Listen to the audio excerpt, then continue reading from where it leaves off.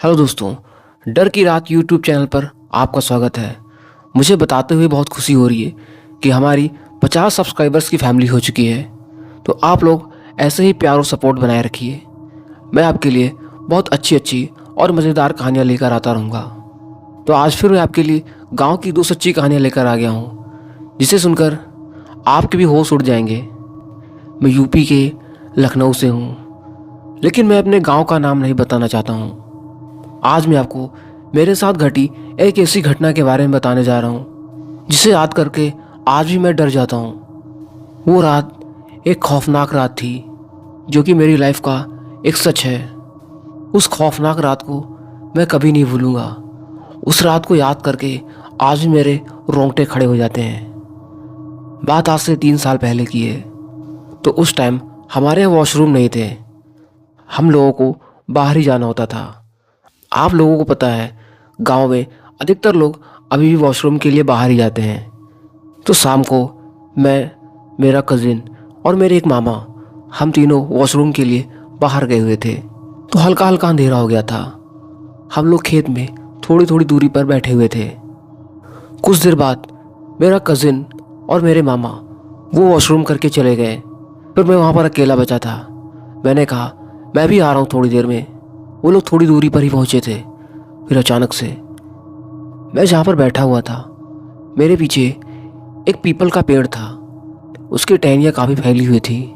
उसकी एक टहनी बिना किसी हवा के टूटी।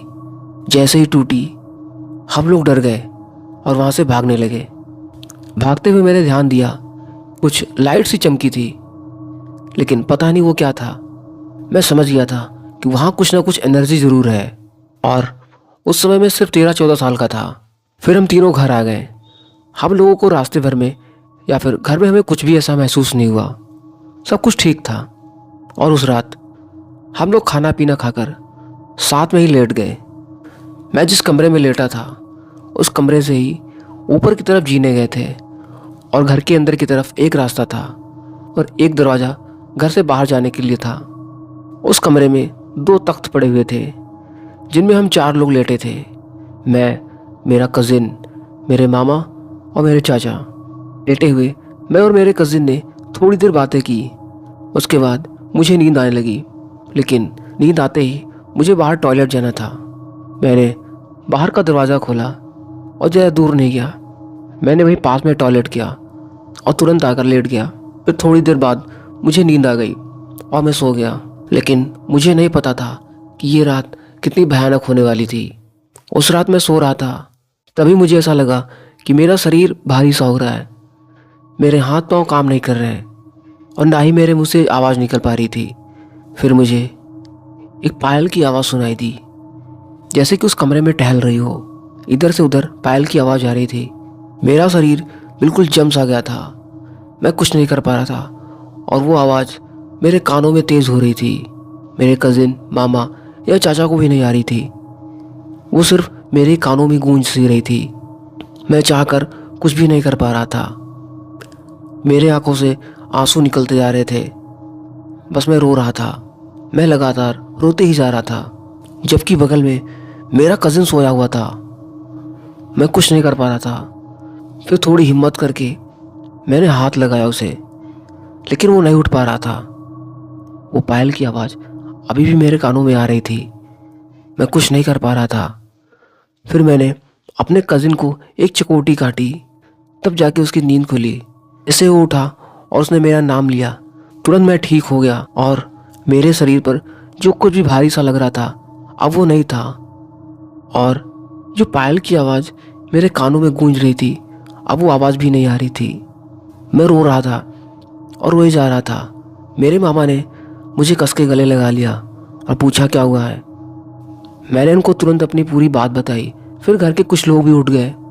फिर उन्होंने टॉर्च लगा के इधर से उधर देखा, छत पर भी गए, लेकिन उन्हें कोई कुछ नहीं मिला, ना ही कोई दिखाई दिया।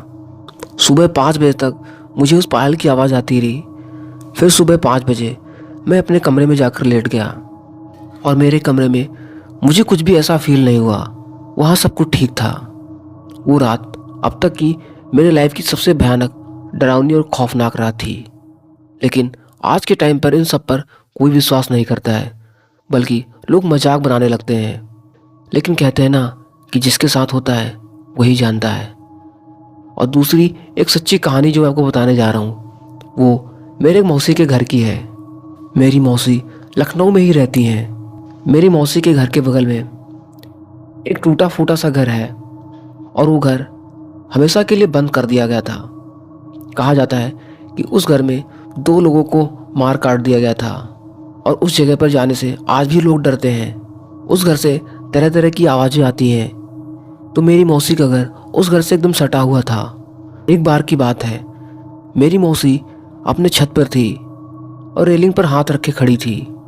अचानक से उनके हाथ से एक अंगूठी छूटकर नीचे चली गई और उन्होंने ऊपर से देखा तो बहुत सारी बड़ी बड़ी सी घास उगी हुई थी। मौसी की अंगूठी गिर जाने से वो बहुत परेशान हो गई, क्योंकि वो अंगूठी उनकी सास की थी। ये बात उन्होंने अपनी सास को बताई और वो अंगूठी उनकी ही थी। तो उनकी सास मेरी मौसी के साथ उस घर में जाने के लिए तैयार हो गई। उस टूटे फूटे वीरान से घर में उन्होंने देखा कि बहुत बड़ी बड़ी सी घास उगी हुई थी। उस घर में जाने के बाद मौसी को बहुत अजीब सा फील हो रहा था। थोड़ी देर बाद मौसी ने उस अंगूठी को वही घास में ढूंढ लिया और अंगूठी को लेकर अपने घर आ गई। लेकिन उनको अंदाज़ा भी नहीं था कि अब उन लोगों के साथ क्या होने वाला है। वो लोग अपने घर तो आ गई थी, लेकिन अगली सुबह उनकी सास 2 आवाज़ों में बात करने लगी और उनके घर का माहौल एकदम अजीब सा हो गया था। मौसी भी बीमार हो गई थी। मौसी बताती हैं कि उनकी सास एक बार खाना बना रही थी और खाना बनाते बनाते उनकी गर्दन टेढ़ी हो गई और वो 2 आवाज़ों में बात करने लगी। ये सब देखकर वो डर गई। फिर ये बात उन्होंने मौसा से बताई तो मौसा उनको एक दरगाह पर लेकर गए। इस दरगाह पे जाकर वो ठीक हो गई थी। फिर उस घटना के बाद मेरी मौसी की सास दूसरी मंजिल पर कभी नहीं गई और ना ही कभी मेरी मौसी गई। जहाँ तक कि कपड़े वगैरह फैलाने होते थे तो वो बालकनी में ही फैला देती थी, ऊपर छत पर कभी नहीं जाती थी। उस घटना को कितने साल हो गए हैं, लेकिन मेरी मौसी आज भी बीमार ही रहती हैं। एक बार मैं अपनी मौसी के घर ही गया था। मुझे छत पर पतंग उड़ानी थी। मुझे छत पर बहुत अजीब सा लग रहा था, एकदम मातम सा पसरा था। मैंने तुरंत अपनी पतंग उठाई और नीचे आ गया, क्योंकि मुझे छत पर बिल्कुल भी अच्छा नहीं लग रहा था।